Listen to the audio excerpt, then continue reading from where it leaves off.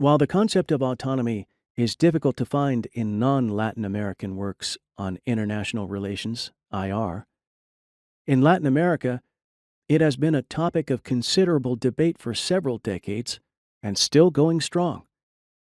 Juan Carlos Puig, an Argentine academic, lawyer, and eventually Minister of Foreign Relations, was, and long after his death still remains, the major scholarly voice on the topic. For Puig, autonomy is about the ability to make policy decisions without outside interference. Puig accepted the notion of international anarchy, meaning lack of a world government, which is core to realist theory, and the dominance of certain great powers, most notably the United States, from dependency theory.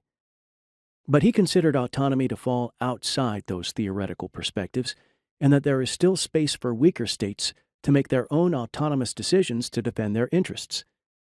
For Puig, autonomy was about the rational calculation of what independent policies were possible before the United States threw up obstacles.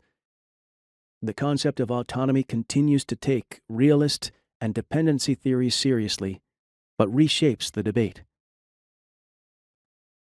The essence of dependency theory is that less developed countries are locked into an economic relationship with the developed world that leaves them in a permanent position of weakness. The hierarchical structure of the global economic system allows countries like the United States to import raw materials at low prices from Latin America, produce finished goods, and then export those industrial goods back to Latin America at higher prices. Because of this relationship, the region was unable to generate enough capital on its own to promote economic development and, ideally, industrialization.